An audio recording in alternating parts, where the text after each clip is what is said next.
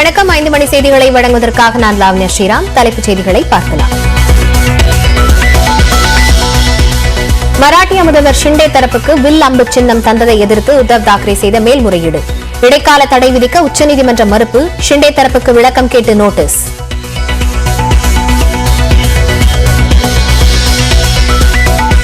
தூத்துக்குடி கோரம்பள்ளம் அருகே வழக்கறிஞர் வெட்டி கொலை பழிக்கு பழியாக நடந்ததா என போலீசார் விசாரணை.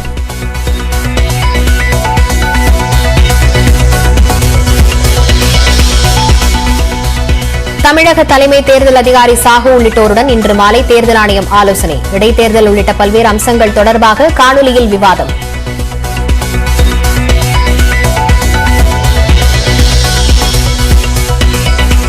ஈரோடு வில்லரசம்பட்டி தனியார் விடுதியில் அதிமுக நிர்வாகிகளுடன் எடப்பாடி பழனிசாமி ஆலோசனை. இடைத்தேர்தல் பணிகள் ஆய்வு என தகவல்.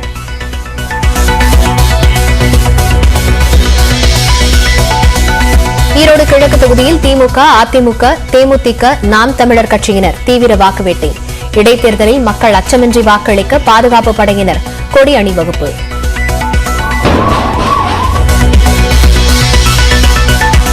ஈரோட்டில் நூதன முறையில் வாக்கு சேகரிக்கும் சுயேட்சை வேட்பாளர் சவம் போல் படுத்து பரப்புரையில் ஈடுபட்டதால் பரபரப்பு.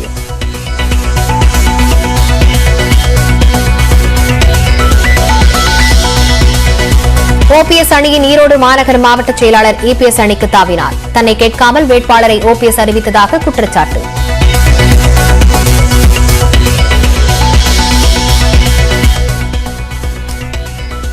நாகை அரசு பொது மருத்துவமனையில் 2வது மாடியிலிருந்து விழுந்து நோயாளி படுகாயம். கழிப்பறை என நினைத்து தவறி விழுந்த பரிதாபம்.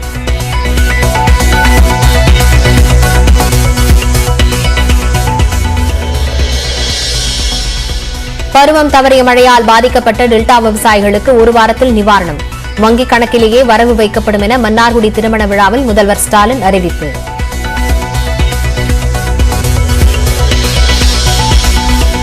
திருவண்ணாமலை ஏடிஎம் கொள்ளையர்கள் 2 7 நாட்கள் காவலில் எடுத்து விசாரிக்க அனுமதி. இதுவரை 4 பேர் கைதான நிலையில் மேலும் யாருக்காவது தொடர்பு இருக்கிறதா என விசாரிக்க தடை.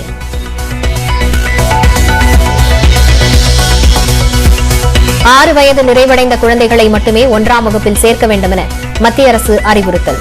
தமிழ்நாட்டில் 5 வயதாக வரம்பு உள்ள நிலையில் புதிய கல்விக் கொள்கையின் அம்சத்தை அமல்படுத்த ஆணை.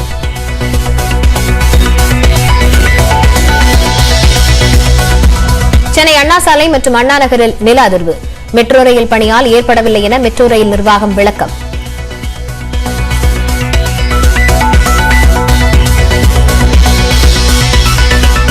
இந்திய பங்குச்சந்தைகள் கடும் வீழ்ச்சியுடன் நிறைவு. மும்பை பங்குச்சந்தை 928 புள்ளிகள் சரிவு.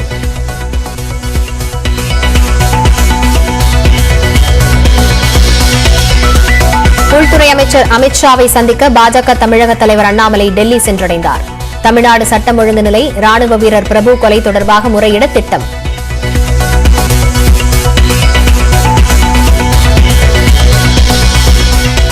விஷால் நடிக்கும் மார்க் ஆண்டனி படப்பிடிப்பின் போது திடீர் விபத்து. ஷூட்டில் பயன்படுத்தப்பட்ட லாரி செட்டில் வந்து மோதியதால் திரைப்பட கலைஞர்கள் அதிர்ச்சி.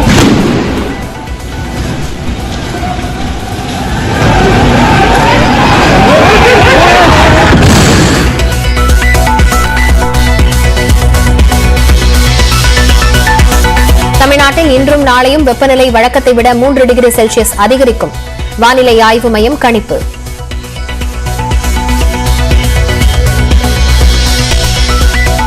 ஈரோடு கிழக்கு தொகுதியில் அருந்ததியினர் குறித்து சீமான் சர்ச்சைக்குரிய வகையில் பேசியதாக புகார். நாம் தமிழர் கட்சி வேட்பாளர் மேனகா விளக்கம் அளிக்க தேர்தல் ஆணையம் உத்தரவு.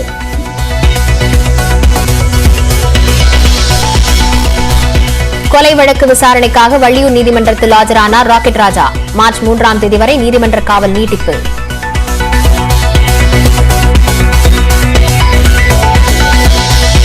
சென்னையில் மாநகர பேருந்து ஓட்டுநரை கத்தியை கொண்டு தாக்கிய கும்பல்.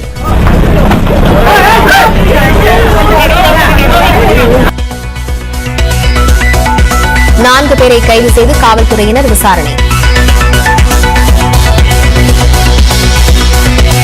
கோயில்களில் நடைபெறும் இலவச திருமணங்களுக்கான திட்டச் செலவினம் 20,000 ரூபாயிலிருந்து 50,000 உயர்வு.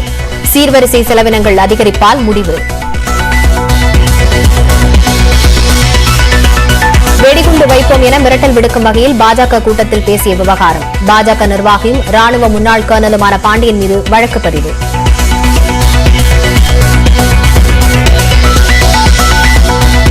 சென்னை அயனாவரத்தில் காவலர்களை கத்தியால் தாக்கிய ரவுடி, துணிச்சலாக துப்பாக்கியால் சுட்டுப் பிடித்த பெண் உதவி ஆய்வாளர்.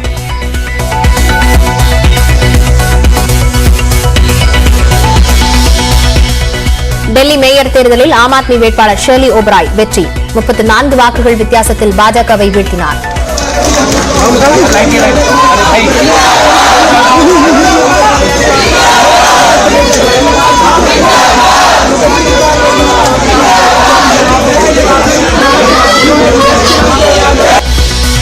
குஜராத்திலிருந்து ராஜஸ்தான் நோக்கி சென்ற பேருந்தில் தீ விபத்து, வேகமாக இறங்கி உயிர் தப்பிய திருமண கோஷ்டி.